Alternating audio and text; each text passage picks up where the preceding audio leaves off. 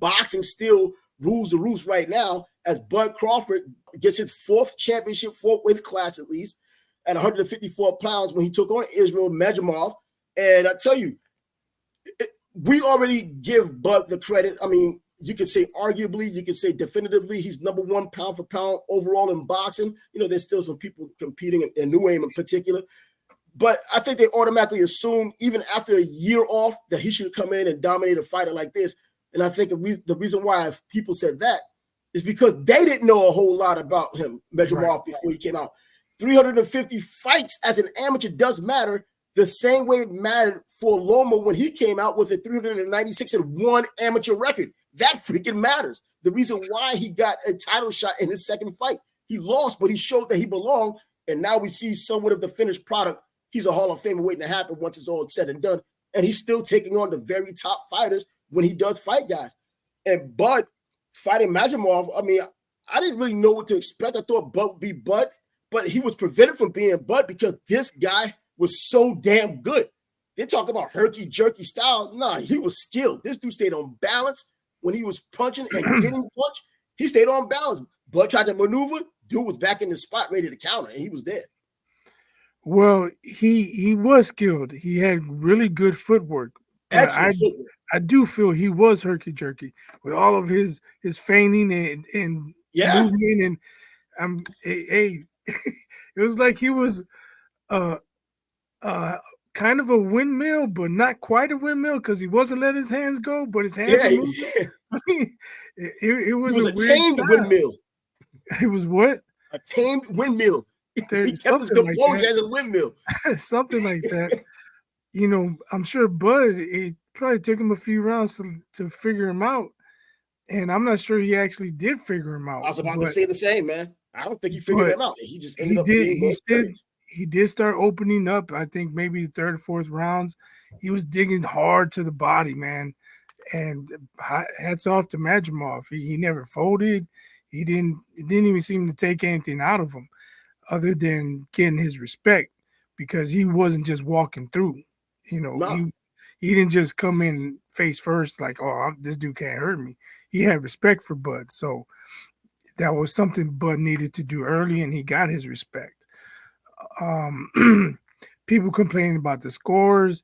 I think 116, 112 was about right. About right, yeah.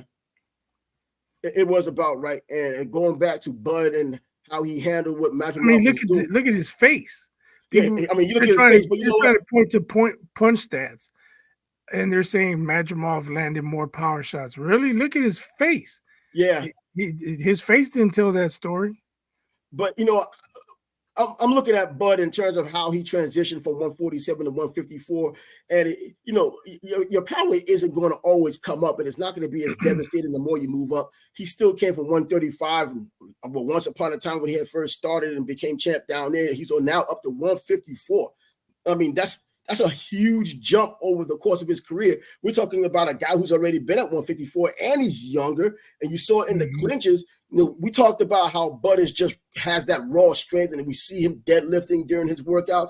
And he wasn't necessarily getting the position I thought he would get on the inside. But at the same time, I don't think Madrimov stayed in the inside long enough for Bud to really get down, get the center of gravity, and get the leverage on his shots that he needed to get because he was moving. But he was also getting his own shots off. And the one thing I also realized is Bud stayed at southpaw the entire night, which I thought he could have switched back to orthodox or switched to orthodox, period, because he was getting caught that lead right hand pretty damn often. You thought after a while that happened, you know what, let me go to right hand, throw him off a little bit, get at him at that way. But then I think that night his goal was to eliminate the jab, and as a southpaw, you eliminate the orthodox fighter's jab just by your position. So I think that was more important to him than being right-handed and just trying to go, you know, be cute going back and forth. Agreed, because if Madrimov starts landing the jab consistently, now that opens up other punches. Everything. Yep. So I think it was a good move for him to stay southpaw. And he ate some right hands, but he was never really shook. So I don't think there was a need for him to switch back. And as you mentioned, you know, you negate the jab. He negated the jab going southpaw. Mm-hmm. And I think that was his intent. and he took away one of his better weapons, and it Yep. worked. And that's But good. my Because my it was good biggest for issue, Madrimov. my biggest issue is with the announcers. They're biased. I like Sergio. Yo, bro, I like Sergio Moore as an announcer, man. I like him. He gets on my nerves, man. He gets I on don't my know what, nerves. bro. I like the dude. He knows what he's Wh- talking about. He's eloquent with what he's saying. And, you know, he's just a damn good announcer, man. I still think Paulie's the best of them all. I But don't know. Sergio Moore, To me, I like his style. like he gets excited when there's no reason to get excited. Like Gus Johnson, something happens, whoa, but Gus, Cold-blooded. there's a reason to get excited when Gus does it. Sergio, he'll have non-boxing people thinking the guy's hurt when he's not hurt and things like that. Or they ask him, who do you have, Sergio? Well, I think Madrimov, he's probably up in this fight. I like his patience. His patience, you gotta land punches to win fights, man. What are you talking about? Patience. Fuck out of here. But Sean Porter, just as bad. He had Madrimov losing like every round for like a long time. I think he had it at 6-1 at one point. 6-1, Yo, 7-1, bro, what are you watching 8-1. here? Come on, man. I mean, at the very least, there was some razor thin rounds to where you could go either or. And he just said, you know what? The guy beat me, so he beat him too. Give him the round. That's what he pretty much said. Yeah, yeah, that too. But Sean didn't really say anything crazy other than his scorecards. Ooh, that's crazy enough. And him trying to justify But I'm it. saying he wasn't jumping out of his chair when there's no need to jump out of his chair like Sergio was. Probably true, man. But I'm looking at the fight, and you try to just watch the fight and kind of tune out what's being said, but sometimes it's so comical or outrageous, you have to kind of like, wait a minute, what did he just say? But you're watching the fight, and I'm seeing Bud still had a nice sharp jab. That right jab was sharp. The left hand was sharp. His movement. Yeah, that's why homie's eye was all red and scraped. His forehead red. Everything was red. Yeah. Now, I don't think when people talk about ring rust, I don't think there was a lot of ring rust there. And when you look at the quality of opponent, that if you didn't know then, you now know that this was a high-skilled, high-quality, fast chess-playing opponent that he had in front of him. And Bud was still able to neutralize him with the jab, the right jab. He was still able to give some movement, even though this guy was doing move, counter move all night.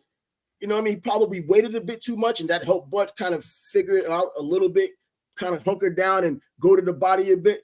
But, man, this guy never at one point showed that he was hurt or ready to go. And his conditioning, for all the movement that he was given, his conditioning lasted until the last round. And Bud went after him that 12th round like he really needed it. That's a champ, man. Right. So two things.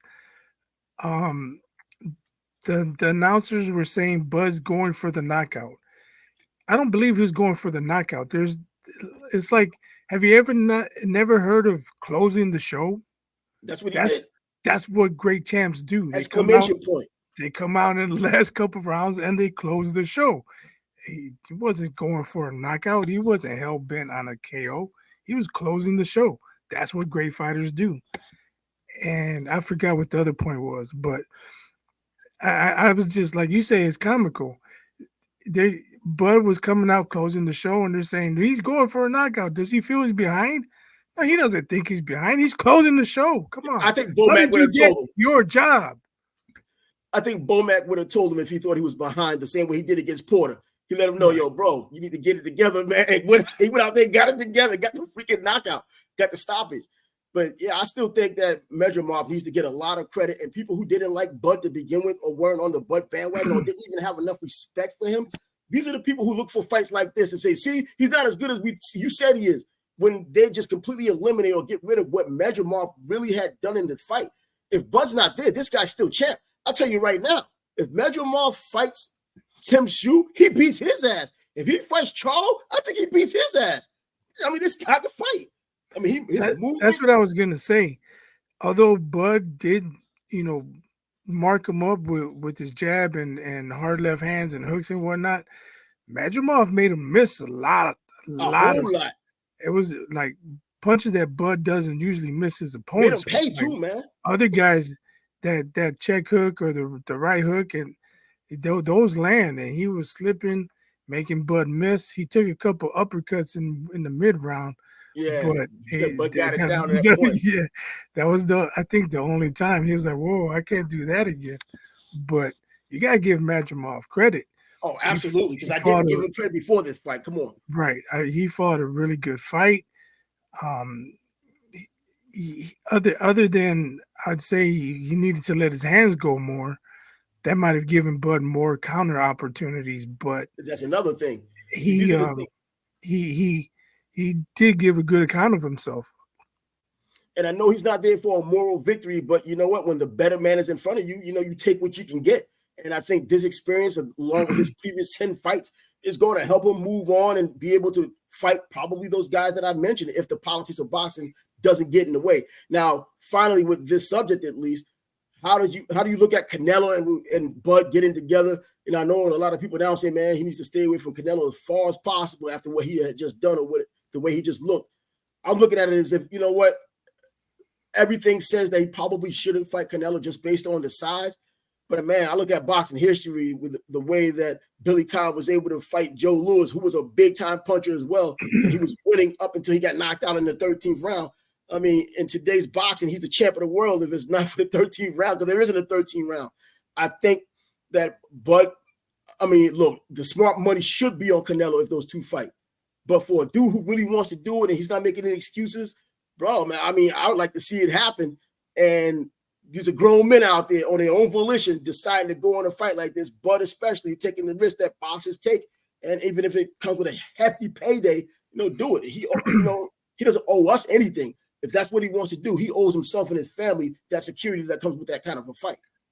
Right. So Madrimov and Canelo are two completely different fighters, different styles. You can't say how Bud looked against Madrimov. He shouldn't fight Canelo because Canelo, stronger fighter, more experienced fighter, but he's not herky-jerky like that. And we've seen Canelo dominated with jabs. Yeah, but jabs from bigger dudes. I understand that, but I'm just saying, for all his head movement and everything, he still can eat a lot of jabs. Yeah, he does eat it. His defense isn't what it once was when he was with Triple G the first and second fight, because I talked about how good his defense was, especially at the body, moving at the body. He was wondering, a lot of Mexican fighters specifically don't necessarily fight like that. They're just going to get at you, cut off the ring, do a lot of the basics well, and just bring hell to you once you get to it within range. But I thought Canelo, he did a lot of things. He kept his Mexican core because he's tough. He can still get rugged. But the defensive part that he's been known for, especially with his height, disadvantage in a lot of these areas, he wasn't fighting like they would call the traditional Mexican fighter. But going back to the Bud deal, I'm thinking that, Bud could have that jab. Bud could have that right hand or even left hand if he goes off the southpaw. But Canelo also can eat that power. It looks he's done it against bigger dudes. I mean, even against Bevo, he ate the power. He was just overwhelmed. But I think against Bud, he can eat the power. Then he also can walk Bud down. And that mental pressure of walking fighters down, that's something that's not talked about, even though we know Bud to have that strong mindset and that will inside of him. But, man, it's a different level when you're dealing with a guy that you probably – come on, every boxer have their doubts, but then they all – they kind of convince themselves better and think otherwise. But damn, when you kind of like have that little doubt because the size is your disadvantage, then you get in that fight and you start feeling that power and feeling that attrition, then you start kind of going back to those thoughts. Strong-minded people can still convince themselves, but physics sometimes weighs out and a bigger man should win the fight. I mean, all bets should say he should win that fight. I will put money on Bud if those two do fight, knowing that I have money to lose. Hey. So to me, it was like Bud's the much better fighter, but the size and power difference makes you wonder if he should even take the fight. It's him. He wants it. I know that, but that's the only thing. If Bud was a 154-pound fighter to start his career, I don't think anybody would doubt he could beat Canelo. Like I think he has a chance to beat Canelo coming from 135. I'm thinking too. I want to put the money on it. But, if he started at 154, like I would be totally confident. Oh, he's gonna beat the shit out of Canelo. Yeah, because Canelo started at 147 himself to get to where he's at now. But the size and power difference, it could be too big. But that's it. I can't see Bud folding mentally. I just can't. Like I'm No, not saying he I won't don't get think knocked so. out. Like he'll probably get knocked out before he folds He'll mentally. get knocked out trying. He won't be Right, pulling a Charlo. right. He'll That's get what I'm knocked out saying. Right. trying, man. He'll get caught with something to where Bud's just out there. But I think if he still has the senses about him, period, while he's down, he's trying to get up to finish the fight, trying to get up to try to do something about it. Unless you knock him out completely cold, I'm thinking that he's still going to try to get up. I don't think you're going to start from the round one. You've seen him just automatically going backwards, just using lateral movement, not really throwing anything, Yeah, or he's just not. trying to clinch. He's not gonna fight like Arislandi Lara. Oh, nah. He's going to actually do something because Lara has skill to do something. It's just that Bud, he just has skill. He's I'm a just dog. He's saying. all the above.